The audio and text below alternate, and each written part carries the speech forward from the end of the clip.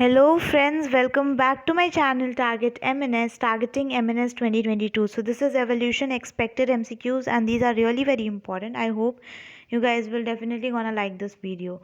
So without wasting any time, let's start with the very first question. So first question is the factor that leads to founder effect in a population is. उस factor को बताना है जिन्होंने founder effect को explain किया या फिर उसे उभारा. Options are genetic drift, evolution, recombination or mutation. Mark your answer, guys. So the right answer is option A, that is genetic drift. ठीक है. So the factor that leads to founder effect in a population उसे genetic drift कहते हैं. Founder effect होता क्या है? कई बार ऐसा होता है कि एलील फ्रीक्वेंसी जो होता है, एलील की जो फ्रीक्वेंसी होती है उसमें चेंज हो जाता है, डिफरेंट सैम्पल आ जाते हैं पॉपुलेशन के एंड एक अलग ही स्पीशीज़ का फॉर्मेशन हो जाता है, एक अलग ही स्पीशीज़ का फॉर्मेशन हो जाता है. उसी को हम लोग बोलते हैं फाउंडर. ठीक है. फाउंडर पॉपुलेशन जो हुआ, जिन्होंने फाउंड किया, जो पहले उसके स्पीशीज़ थी, पहले जो उसके लोग हुए उसे हम फाउंडर्स कहते हैं एंड जो इफेक्ट हुआ उसे हम फाउंडर इफेक्ट कहते हैं. ठीक है. और ये किसकी वजह से होता है? जेनेटिक ड्रिफ्ट की वजह से होता है. नेक्स्ट, फ्रॉम हिज एक्सपेरिमेंट, एजल मियाँ नहीं होगा यहाँ पे, the write name is S.L. Miller. ठीक है. S.L. मिलर जो है उन्होंने अपने एक्सपेरिमेंट से प्रोड्यूस किया amino acid by mixing which of the following in a closed flask. ठीक है. तो S.L. मिलर और यूरे का जो एक्सपेरिमेंट है उसमें हमने देखा कि उन्होंने क्लोज करके फ्लास्क और उसमें अमीनो एसिड डेवलप किया. तो उन्होंने कौन कौन सी कंडीशंस अप्लाई की थी, चारों ऑप्शंस को देखेंगे तो इसका जो राइट आंसर है that is CH4 H2 NH3 and water vapour at 800 degree Celsius पे. Option c is the right answer. इन्होंने यूज़ किया था एंड जब उन्होंने इतना हाई टेम्परेचर दिया 800 डिग्री सेल्सियस का तो अमीनो एसिड्स का फॉर्मेशन हुआ था. इससे इन्होंने ये प्रूव किया था कि पहला जो केमिकली फॉर्म जो हमारे पास ऑर्गेनिज्म आया था उसमें वो अमीनो एसिड की वजह से ही आया था. ठीक है. Next, slippers of penguin. Flippers of penguin and dolphins are examples of. तो फ्लिपर्स जो है पेंगुइन की फ्लिपर्स एंड उस डॉल्फिन की, वो किसके एग्जाम्पल है? Convergent evolution, divergent evolution, adaptive radiation और नेचुरल सिलेक्शन. नेचुरल सिलेक्शन वो होता है जो नेचर खुद से सेलेक्ट करता है. अडेप्टिव रेडिएशन वो होता है जो अडेप्ट करना सीख गया वो ही जिंदा रह पाता है. ठीक है. कन्वर्जेंट एवोल्यूशन और डाइवर्जेंट एवोल्यूशन. डाइवर्जेंट एवोल्यूशन में होमोलॉगस स्ट्रक्चर्स होते हैं, कन्वर्जेंट एवोल्यूशन में एनालॉगस स्ट्रक्चर. होमोलॉगस स्ट्रक्चर क्या होता है? मतलब स्ट्रक्चर्स तो सेम है बट फंक्शंस डिफरेंट हैं तो डाइवर्जेंट एवोल्यूशन हो जाता है. एंड अगर डिफरेंट स्ट्रक्चर्स है बट फंक्शन उसका सेम है तो कन्वर्जेंट एवोल्यूशन हो जाता है. ठीक है. तो flippers of penguin and dolphin जो है ये कन्वर्जेंट एवोल्यूशन का एग्जाम्पल है. मतलब स्ट्रक्चर तो डिफरेंट है बट दोनों का फंक्शन, दोनों के फ्लिपर्स का फंक्शन सेम ही होता है. ठीक है. So option A is the right answer. Next, embryological support for evolution was proposed by. Embryological support for evolution किसने प्रपोज किया था? Ernst Haeckel, Darwin, Archimedes, none of these. So the right answer is option A, that is Ernst Haeckel. Next question पे चलते हैं. After about how many years of the formation of earth life appears on this planet. So question है कि अर्थ का formation होने के बाद कितने साल बाद लाइफ जो है अर्थ पे आई? 500 billion year ago, 800 million year ago, 500 billion year ago और 400 मिलियन ईयर्स अगो.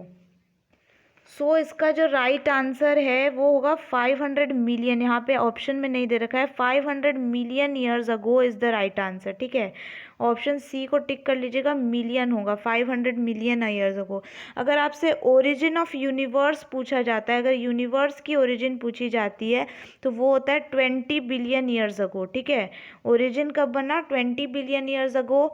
अर्थ कब बना अगर पूछेंगे तो 4.5 बिलियन ईयर्स अगो ही बना था. और लाइफ पूछेंगे लाइफ कब बना तो लाइफ आपका बना था कब? 4 billion years ago, 4 billion years ago. लेकिन अगर लाइफ अर्थ के बनने के बाद पूछेंगे कब बना, तो देन 500 मिलियन ईयर्स अगो माया will be the answer. Next, the phenomenon of the evolution of different species in a given geographical area starting from a point and spreading to other habitats is known as। इस phenomenon को क्या बोलते हैं evolution के, जिसमें species जो है किसी एक पर्टिकुलर ज्योग्राफिकल एरिया से स्टार्ट होती है बट धीरे धीरे फैल जाती है दूसरे हैबिटेट्स में भी, ठीक है। एवोल्यूशन, सॉल्टेशन, अडेप्टिव रेडिएशन और रिकॉम्बिनेशन। सो इसका राइट आंसर है ऑप्शन सी, अडेप्टिव रेडिएशन। यही होता है अडेप्ट करना। आप एक एरिया में रह रहे हो, वहाँ पे आप स्टार्टिंग से रह रहे हो तो आप अडेप्ट कर लेते हो वहाँ पे, बट डिफरेंट जगह पे जाके स्प्रेड होके और फिर दूसरे हैबिटेट में अडेप्ट करना, इसी को हम अडेप्टिव रेडिएशन कहते हैं। Next, uh hominids fossil discovered in Java in 1891। 1891 में होमिनिड का फॉसिल मिला था जावा में, ठीक है। Now extent having cranial capacity of about 900 cc was. अब वो ख़त्म हो गया है, ठीक है, वो होमिनिड अब नहीं मिलता है और उसकी क्रेनियल सीसी यानी कि ब्रेन साइज़ कितनी थी? 900 cc थी। तो आपको ब्रेन कैपेसिटी से पता लगाना है कि वो कौन सा होमोसेपियंस था कि होमो इरेक्टस था या होमो हैबिलस या फिर रामापिथेकस, कौन सा वो होमिनिड था। So the right answer is option B, that is Homo erectus. Homo erectus की जो ब्रेन कैपेसिटी थी वो 900 cc थी। बाकी अगर सबकी बात करें तो बाकी सबकी ब्रेन कैपेसिटी होमोसेपियंस की देखें तो 1450 cc थी, ठीक है, 1450। यहाँ पे रामापिथेकस की इन चारों में से सबसे ज़्यादा कम है रामापिथेकस की, इसकी मेंशन ही नहीं की हुई है आपके बुक में, ठीक है, एनसीईआरटी में। उसके बाद होमो हैबिलस की बात करें तो होमो हैबिलस की जो कैपेसिटी थी दैट इज़ 800 to 900 के बीच में, मतलब 8 to 850 cc थी, ठीक है। होमो इरेक्टस की जो थी दैट इज़ 900 cc थी। होमो इरेक्टस के बाद आते हैं निएंडरथल्स, उनकी 1400 cc थी। और उसके बाद आते हैं आपके होमोसेपियंस जिनकी 1450 cc थी, ठीक है। आगे, variations caused by mutation as proposed by Hugo de Vries are, ठीक है। वेरिएशंस जो हो जाती हैं म्यूटेशंस की वजह से, ठीक है, ह्यूगो डी व्रीज की वजह से, तो वो म्यूटेशन होती क्या है एक्चुअली? स्लो एंड डायरेक्शनली होती हैं, random and directionally, random and directionless, slow and directionless. So according to Hugo de Vries mutation are random and directionless होती है, इसका कोई भी डायरेक्शन नहीं होता है और ये अचानक हो जाती है। Mutation is not a slow process, ठीक है। Next, in Australian marsupials and placental mammals have evolved to share many similar characteristics. This type of evolution may be referred to as। ऐसे evolution को क्या बोलेंगे, ठीक है। ऐसे एवोल्यूशन को मैंने आपको बताया था option B, convergent evolution. Convergent evolution में कैसे स्ट्रक्चर्स होते हैं? दैट इज़ एनालॉगस स्ट्रक्चर, मतलब इनका जो देखते हैं जब ये, तो ये डिफरेंट दिखते हैं बट इनका फंक्शन जो होता है वो सेम होता है। These are known as convergent evolution and analogous structures. Next, a population of a species invaded a new area, which of the following condition will lead to adaptive radiation, ठीक है। कोई population है species का, वो new area में बनता है, उसके बाद ऐसा कौन सा कंडीशन होगा जिसकी वजह से अडेप्टिव रेडिएशन हो जाएगा? Area will only one type of habitat, एक ही टाइप के हैबिटेट में रहेंगे या फिर वैकेंट हैबिटेट्स में? तो मैंने आपको बताया जब एक ही स्पीशीज़ जो है वो डिफरेंट हैबिटेट्स में जाती है, that is known as adaptive radiation. So option B is the right answer. Next, the similarity of bone structure in the forelimbs of many vertebrates is an example of, ये आपकी NCERT की direct line है कि forelimbs of man, चीता, whale या फिर bat, ये चारों जो हैं ये सिमिलर होते हैं। किसके एग्जाम्पल है? अडेप्टिव रेडिएशन के, एवोल्यूशन के, सैल्टेशन के या फिर जेनेटिक ड्रिफ्ट के। तो ये जो है एवोल्यूशन के एग्जाम्पल है। कौन सा? कन्वर्जेंट एवोल्यूशन की divergent evolution. So the right answer will be homologous के हैं डाइवर्जेंट एवोल्यूशन के एग्जाम्पल हैं, ठीक है। Next, among the sets following sets of example for divergent evolution select the incorrect option. मतलब ये जो 4 ऑप्शन दे रखे हैं ये सारे डाइवर्जेंट एवोल्यूशन के एग्जाम्पल है एक को छोड़ के. सो वो कौन सा है? सो इसमें राइट आंसर होगा option B, that is eyes of octopus, bat and man. इसको देखें जब इनकी आईज तो डिफरेंट दिखती हैं, ठीक है, स्ट्रक्चर डिफरेंट है but function are same. So this is convergent evolution and analogous structure. ठीक है. Next, according to Hugo de Vries the mechanism of evolution is. Evolution का मैकेनिज्म एक तो उन्होंने बताया कि म्यूटेशन का मैकेनिज्म जो होता है वो रैंडम होता है और डायरेक्शन लेस होता है. एवोल्यूशन के बारे में ह्यूगो डी व्रीज ने क्या बोला था? Directional, random, large mutation, saltation. तो उन्होंने बोला था कि सिंगल स्टेप होता है और लार्ज म्यूटेशन होता है. क्या होता है? सिंगल स्टेप एक ही बार होता है और लार्ज होता है म्यूटेशन. ठीक है, उसी को बोलते हैं हम लोग क्या? Saltation. Option D is the right answer. Next question, artificial selection to obtain cow yielding high milk output represents. जो खुद से होता है ना, जो यूनिवर्स में, फॉर एग्जांपल अगर खुद से यूनिवर्स किसी चीज़ को अडेप्ट कर रही है, अपना रही है, तो वो उसका नेचर का सिलेक्शन है, दैट इज़ नेचुरल सिलेक्शन. अगर एक ही स्पीशीज़ अलग अलग हैबिटेट में जाके अपने आप को अडेप्ट करी, that is adaptive radiation. But if something is done by us, अगर हम कोई चीज़ करते हैं तो वो जो है वो डायरेक्शनल होती है. ठीक है, क्योंकि हमने उसको डायरेक्शन दिया है. अब आर्टिफिशियली हमने सेलेक्ट कराया, काव को ऑब्टेन किया, ठीक है, सब कुछ किया, उनका पेरेंट्स जो था रिकॉम्बिनेंट डीएनए उसमें पुट करके पूरा प्रोसेस किया. तो ये जो हमने किया बायोटेक्नोलॉजी के थ्रू किया, ये हमने डायरेक्शनली किया, हमें पता था कि हमें क्या करना है. ठीक है. Next question, in Hardy-Weinberg equation, the frequency of heterozygous individual is represented by. ठीक है, तो उसमें दो होमोजाइगस होते हैं, एक तो पी स्क्वायर और क्यू स्क्वायर, बट यहाँ पे हेट्रोजाइगस पूछा. Option C will be the right answer, 2pq. ठीक है, आपने हार्डी वेनबर्ग इक्वेशन देखा होगा, तो उसमें पी स्क्वायर भी होता है, क्यू स्क्वायर भी होता है और 2pq भी होता है. इक्वेशन क्या होता है? P square plus 2pq plus q square is equal to 1. ठीक है, और फैक्टर्स जो हार्डी वेनबर्ग प्रिंसिपल को अफेक्ट करते हैं उनमें कौन कौन से फैक्टर्स आते हैं ये भी पूछा जाता है. एक तो माइग्रेशन, ठीक है, माइग्रेशन जिसे हम जीन फ्लो भी कहते हैं. दूसरा आपका हो जाएगा जेनेटिक ड्रिफ्ट.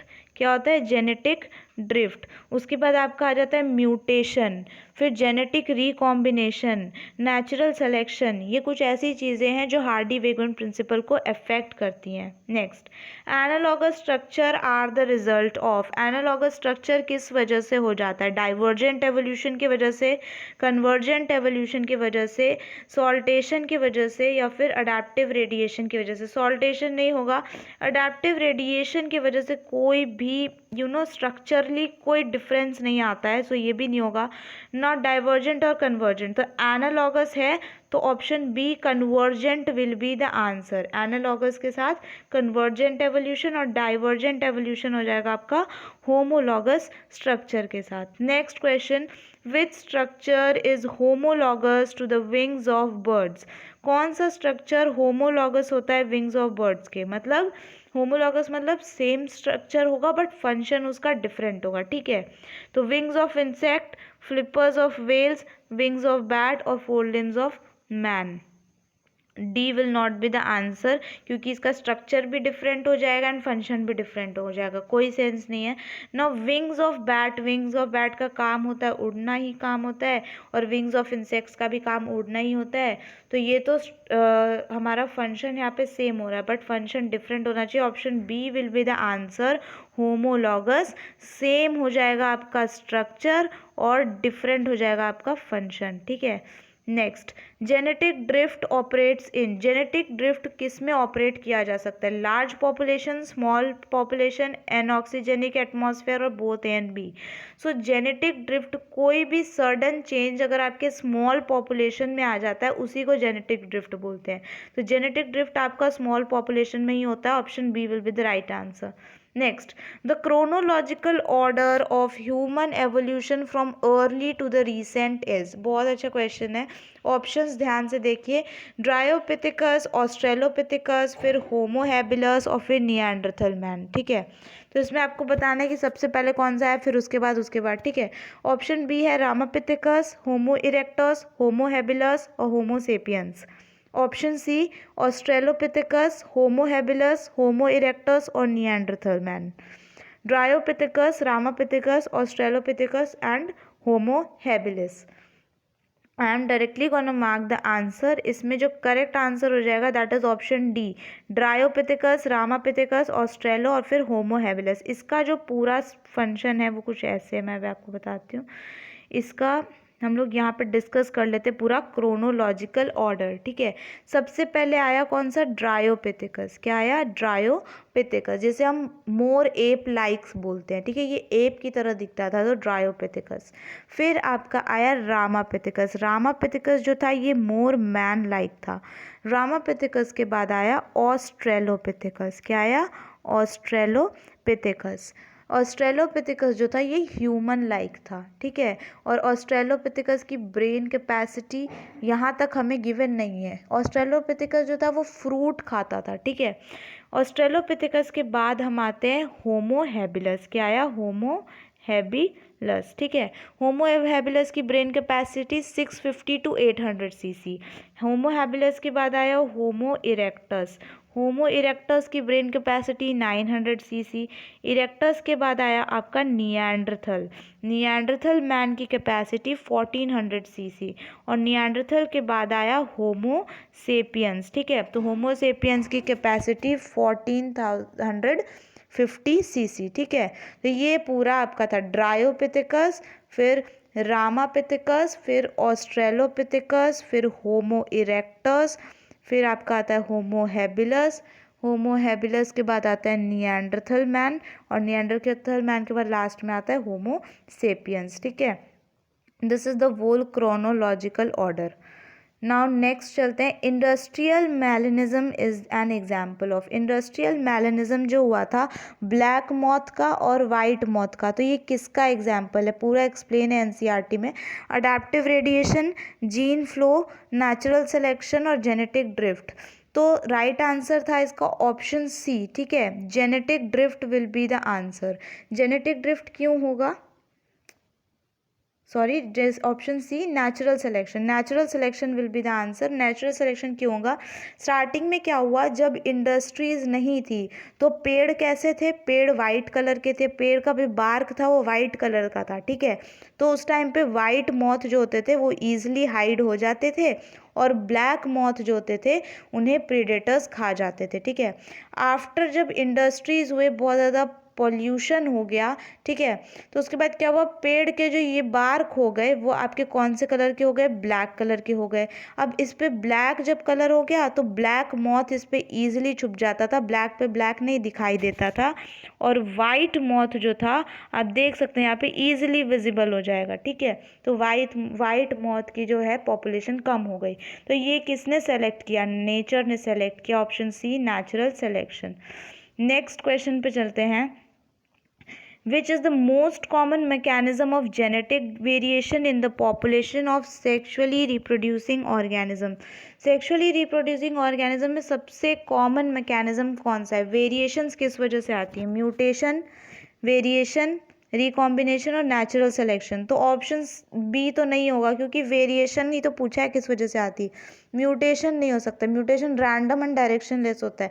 तो option C is the answer, recombination की वजह से ही जेनेटिक्स में वेरिएशंस आती हैं, इस वजह से the in humans we are not exactly like our parents. Okay, next, the wings of a bird on and the wings of a insect, ये किसके एग्जाम्पल है, बर्ड की विंग्स और इंसेक्ट्स की विंग। तो बर्ड और इंसेक्ट इन दोनों की जो विंग्स होती हैं स्ट्रक्चर में डिफरेंट होती हैं, है ना, बहुत ज़्यादा अंतर है, बट इनका फंक्शन तो सेम ही होता है, वो होता है उड़ना। तो different structure but same function, that is divergent, that is analogous, ठीक है, एनालॉगस स्ट्रक्चर है। तो ऑप्शन ए हो सकता है या फिर डी, बी और सी को कट कर देंगे, ठीक है। अब एनालॉगस के साथ आपका कन्वर्जेंट एवोल्यूशन होता है कि डाइवर्जेंट, तो कन्वर्जेंट होता है। Option D will be the answer, convergent evolution and analogous structure. Next, which is the most suitable indicator of SO2 pollution in the environment। अगर environment में SO2 का pollution होगा तो कौन सा इंडिकेटर है? फंगाई, पैरासाइट्स, लाइकेंस और Australian marsupials. So right answer is option c, lichens. उस एरिया में आपको लाइकेंस मिलेगा ही नहीं, तो जहाँ लाइकेंस नहीं है वो एरिया बहुत ज़्यादा पोल्यूटेड है, ठीक है। Next question, which had the smallest brain capacity? इन चारों में से स्मॉलेस्ट ब्रेन कैपेसिटी किसकी है? निएंडरथल मैन, इसका तो मैंने आपको बताया 1400 सीसी है। होमो हैबिलस की बात करें तो 900 सीसी है। होमो इरेक्टस की बात करें तो 650 से लेके 800 सीसी तक हो जाएगा, ठीक है। तो बचा क्या? Option C, Ramapithecus. इसका हमें पता ही नहीं है ब्रेन कैपेसिटी, एंड ये स्टार्टिंग में आया था, Dryopithecus, then Ramapithecus, then Australopithecus. तो ये तो पहले आया था, तो इसकी ब्रेन कैपेसिटी इन सबसे कम है, ठीक है। Next, a population will not exist in Hardy-Weinberg equilibrium if. Hardy-Weinberg equilibrium को मैंने आपको बताया बहुत सारे फैक्टर्स है जो इफेक्ट करते हैं, जैसे genetic flow, genetic drift, natural selection. But ऐसा क्या होगा जिसके वजह से हार्डी-वेनबर्ग प्रिंसिपल ख़त्म ही हो जाएगा, इक्विलिब्रियम नहीं होगा, ठीक है, एग्जिस्ट ही नहीं करेगा? तो रैंडम मेटिंग की वजह से, जेनेटिक ड्रिफ्ट की वजह से, नेचुरल सिलेक्शन की वजह से, एंड इंडिविजुअल मेटिंग सेलेक्टिवली की वजह से। तो रैंडम मेटिंग होगी तो रहेगा हार्डी-वेनबर्ग, जेनेटिक ड्रिफ्ट में भी रहेगा, इफेक्ट होगा बट रहेगा, नेचुरल सिलेक्शन में भी रहेगा।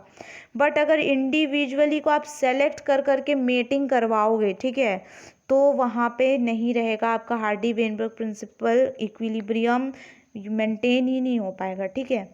नेक्स्ट क्वेश्चन पे चलते हैं। The process by which organisms with different evolutionary history revolve similar phenotypic adaptation in response to common environmental change is called. ऐसे प्रोसेस को बताना है जिसमें डिफरेंट एवोल्यूशनरी हिस्ट्री से इवॉल्व होते होते फिनोटिपिक अडेप्टेशंस तो सेम है, कॉमन इन्वायरमेंटल चैलेंज को रिस्पॉन्स करते हैं, ठीक है। Divergent evolution, natural selection, genetic flow और कन्वर्जेंट एवोल्यूशन। सिमिलरली कि स्ट्रक्चर तो डिफरेंट हो गया बट अभी तक उनके फंक्शन सेम है, कहने का मतलब ये है। Option D will be the answer, convergent evolution. और स्ट्रक्चर कौन सा? एनालॉगस स्ट्रक्चर बोलेंगे उन्हें, ठीक है। Next, the tendency of population to remain in genetic equilibrium may be disturb by. तो ये भी वही है, हार्डी-वेनबर्ग इक्विलिब्रियम में जेनेटिक इक्विलिब्रियम कब डिस्टर्ब हो जाएगा? जब रैंडम मेटिंग कि नहीं होगी, ठीक है, लैक ऑफ रैंडम मेटिंग या फिर selectively mating, okay. Next, among human ancestors the brain size more than 100,000 CC. 1000 CC से ज़्यादा किसका ब्रेन साइज है? तो हमने देखा था, दो काम में दिखा था, एक तो निएंडरथल का दिखा था जिसका 1400 सीसी था, दूसरा हमें दिखा था होमोसेपियंस का जिसका 1450 सीसी था, ठीक है। तो 1400 और 1450 कौन सा दे रखा है यहाँ पे? ऑप्शन सी दे रखा है, बस निएंडरथल दे रखा है, सेपियंस तो दे नहीं रखा। होमो हैबिलस का 900 है, Australopithecus not mentioned, erectus 650 to 800 cc हो जाएगा। Next, Jurassic period of the Mesozoic era is characterized by. Jurassic period, Mesozoic era में आपको पता है मीसोजोइक एरा में कितने पीरियड्स थे? मीसोजोइक एरा में टोटल 3 पीरियड्स थे। कौन कौन सी? ट्रायसिक, जुरासिक और क्रिटेशियस, ठीक है। तो जुरासिक वाला जो पीरियड था उसमें क्यों वो फेमस है? क्योंकि उसमें पहला फ्लावरिंग प्लांट आया था, पहला बर्ड दिखा था, पहला reptile and trees like fern दिखे थे, या पहला एम्फीबियन दिखा था। सो इसका राइट आंसर हो जाएगा ऑप्शन बी, दैट इज पहला बर्ड आपको देखने को मिलता है जुरासिक पीरियड में, मीसोजोइक एरा में, ठीक है। अगर फर्स्ट फ्लावरिंग प्लांट की बात करें तो आपका first flowering plant Mesozoic era के क्रिटेशियस में देखने को मिला था, क्रिटेशियस में। फर्स्ट बर्ड की बात करें तो ये तो आपका जुरासिक पार्क में हो गया। जुरासिक पीरियड में हो गया। First reptiles and trees like ferns की बात करें तो फर्स्ट रेप्टाइल्स आपको देखने को मिलते हैं कार्बोनीफेरस में। किसमें? Carboniferous period of Paleozoic era. First amphibian की बात करें तो फर्स्ट एम्फीबियन या फर्स्ट इंसेक्ट आपको डेवोनियन पीरियड ऑफ पेलियोजोइक में देखने को मिलते हैं। ठीक है, इस पे मैं आपको पूरा एक अलग से वीडियो प्रोवाइड कर दूंगी। जो एनसीईआरटी में डायग्राम दे रखे हैं figure 7.9 and 7.10, these are really very important. इस पे बहुत सारे एमसीक्यूज फॉर्म होते हैं। ठीक है, so these are the questions for today. I hope you guys like this video. Thanks for watching. Please like, comment, share to the friends who are preparing for MNS. And if you are new to this channel, subscribe to my channel below. Once again, thank you so much. Keep supporting.